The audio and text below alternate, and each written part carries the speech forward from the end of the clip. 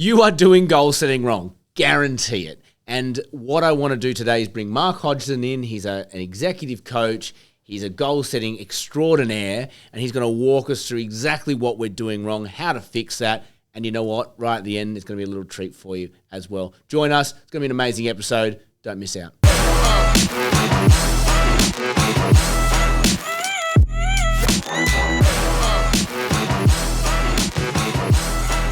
Welcome to another episode of the Lone Recruiter Podcast. I'm your host, Brett Clemenson. Today, we are joined by the wonderful, the one and only Mark Hodgson. Mark, welcome. Hey, Brett. Thrilled to be on the show, finally. Thank you. So have you got any practical advice or any ideas or any modules here that people could use today to help them? They might be sitting here going, I know what my goals are.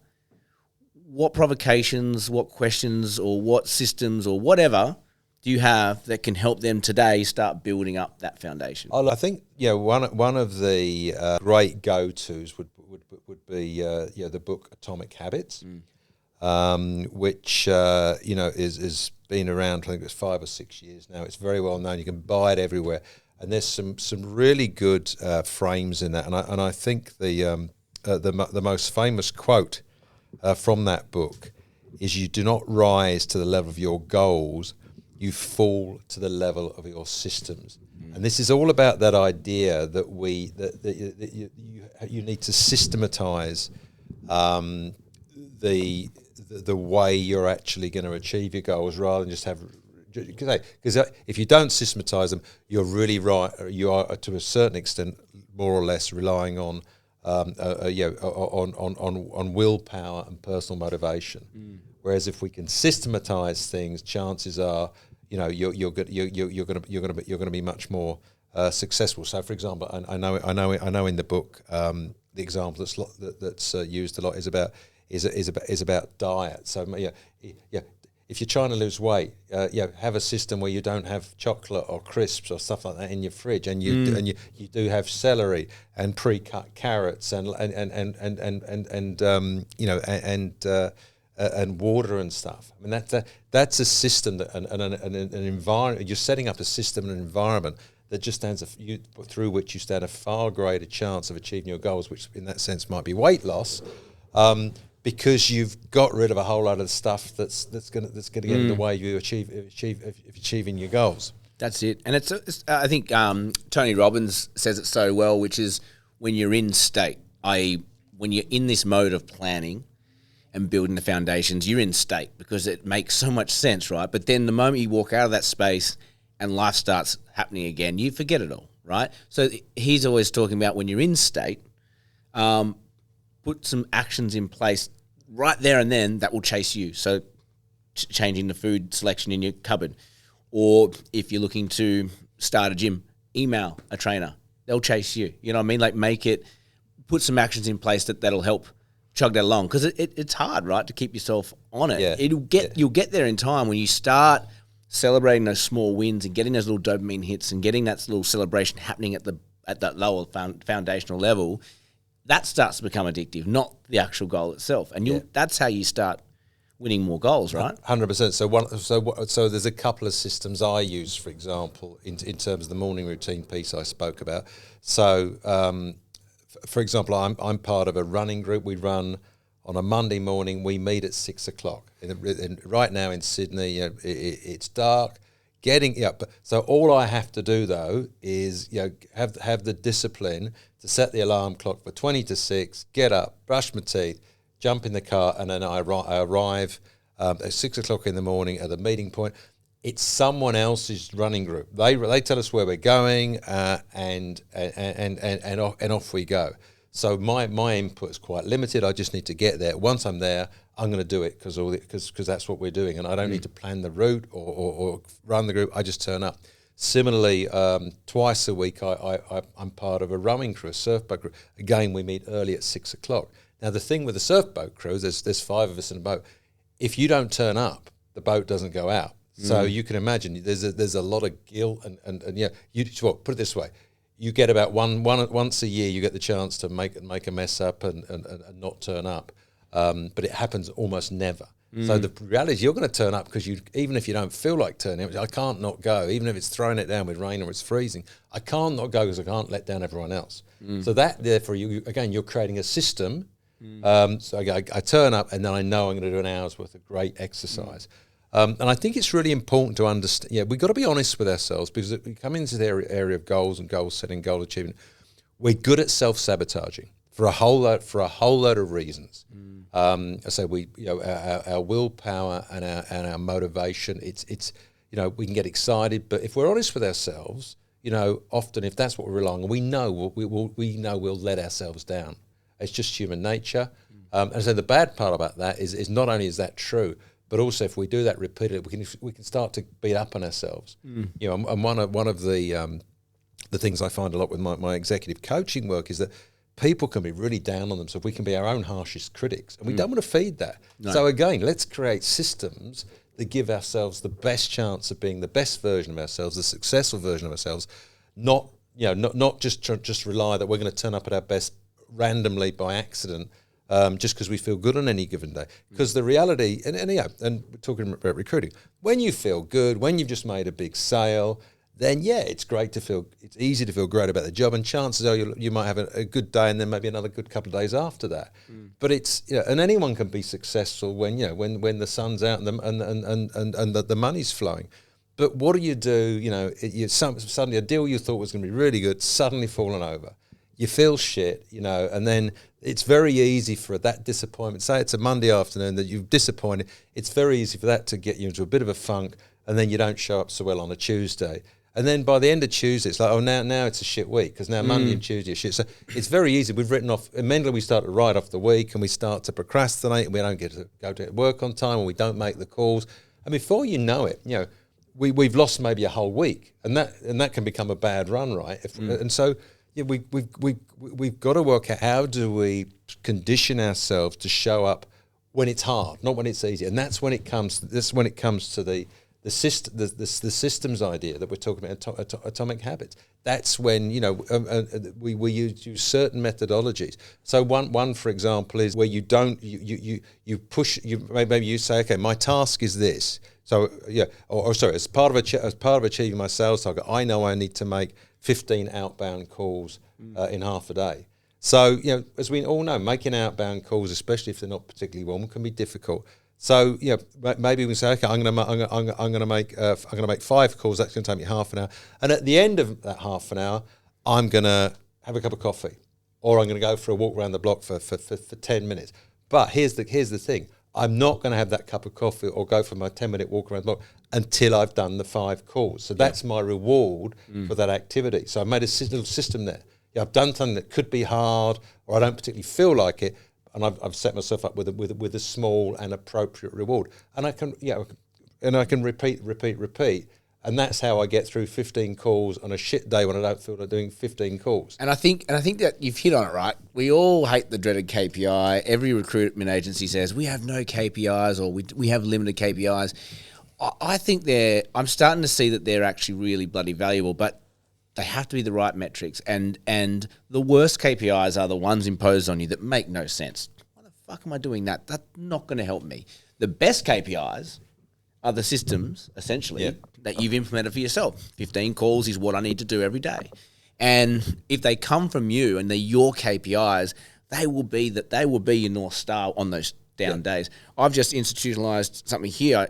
We've been talking about, we've had VAs forever, but I'm really getting that engine building at the moment. And part of that is getting someone else in our office on board with me, because I feel like they're an incredible recruiter, but they have such ups and downs, and it's because it's so energy driven, so motivational driven.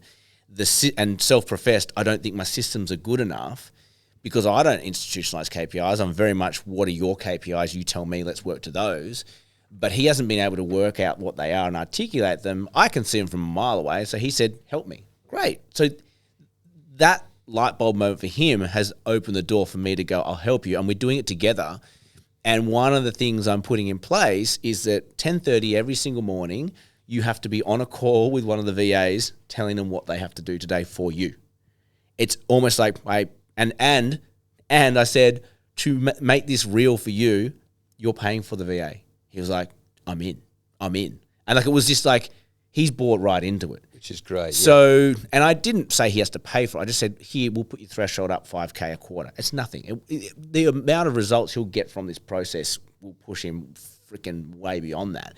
But that accountability to that system, to that individual. Well, and also accountability to the system and accountability to others. This is a really important thing, because if we are only accountable to ourselves for our goal setting and our goal tracking and our goal achievements, I say that can be a really bad thing, because we can on our good day we're great, but we've got to think about who are we on our worst day. And on our worst day, we're distracted, we're doubtful, our confidence might be low, and that is not that's not a good person to have in our motivational corner. No. So if we can have a buddy or a system or a process, and at times you might hate it, but I mean, one thing I do know about business success, and I'm sure you're the same.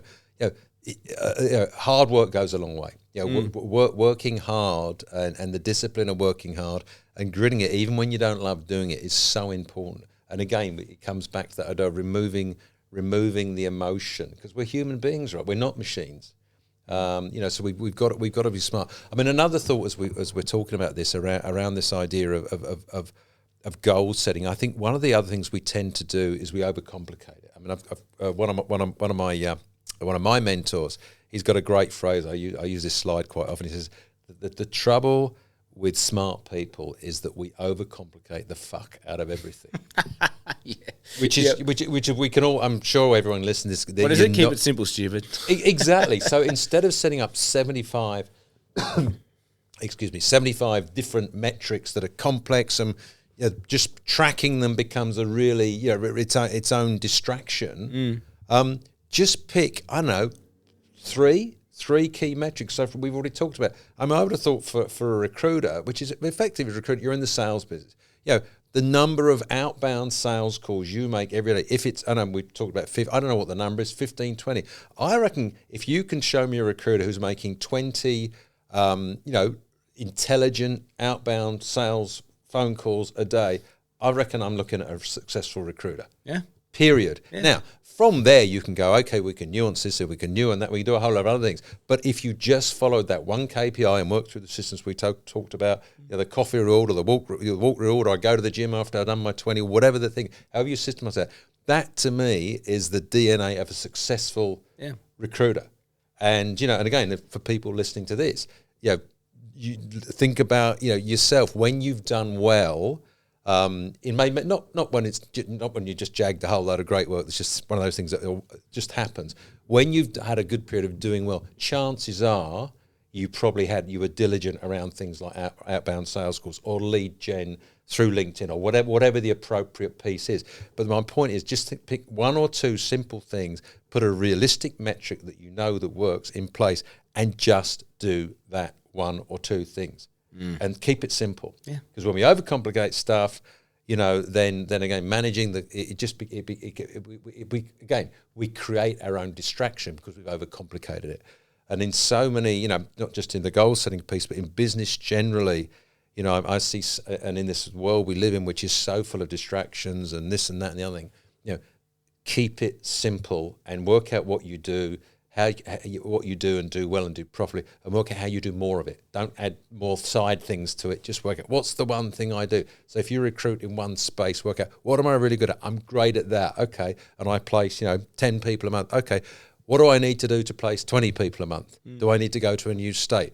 Do I need to do I need to get a VA to do some of the work, etc., etc. But just stay in that lane and just keep going that lane. Don't say, I'll go and do another thing, and I'll go and do another thing. I'll start another desk. Might be the right strategy, but also it might not be, because again, you've added complexity. So I think the simplicity and focus is a really important part of goal setting and goal achievement. I love it. I mean, these when you're on a podcast, we're all up here, right? And we're talking concepts and ideas. What I love about Mark's stuff, and I'm going to plug him. He hasn't asked me to do this. I want to do this for him. reach out to him and see if there's any modules or courses he could give you. They might be a quick 1 hour with your team. It might be a one-on-one. It might be with a group of people. But I've used Mark multiple times for our team because some of those courses you have are brilliant. There's workbooks. There's, we can talk about the goals, but then there's like really forces you to think, what am I doing at 6 a.m.? Like that sort of granularity. Is that a word? And we've got a lot out of it. And we haven't been able to do that today. That's just part of his offering. So please reach out to him if you felt that he had some wise words to say. Engage with him on LinkedIn. In this post, in the blurb, there'll be a link to his LinkedIn. So connect with him because he's always putting out amazing stuff. But I think for today, thank you. What other? Actually, the one thing I say, there's a lot of resources I have. The one thing that I've currently got on offer to clients, and it's a free assessment. It'll be the perfect follow-up for what we've spoken about today. It's called your personal mid-year review.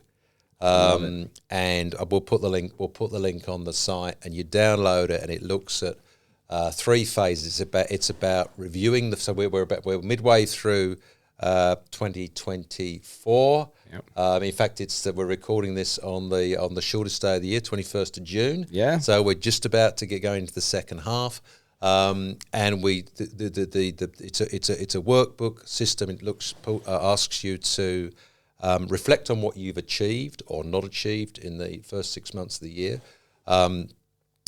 Think about what you need to do to sort of restore yourself, and maybe it's now a good time for a mid-year break or a long weekend or something that basically recharges your battery, and then what do we need to do to reboot for the next 6 months? So it would very much fall into goal setting, but also the bigger aspects of what we've talked about, that sort of life planning, morning routine, work-life balance, personal energy, such that you're very clear about what we want to achieve in the next 6 months, and also maybe you've asked and answered some questions about maybe some things you need to change in your world, such that you create those foundations for success. So, personal mid-year reports, so we'll put the link on that. That's a great little resource that could be useful. Love it. We'll send it out to the mailing list as well. Beth will throw it up on the socials. So, Mark, thank you again.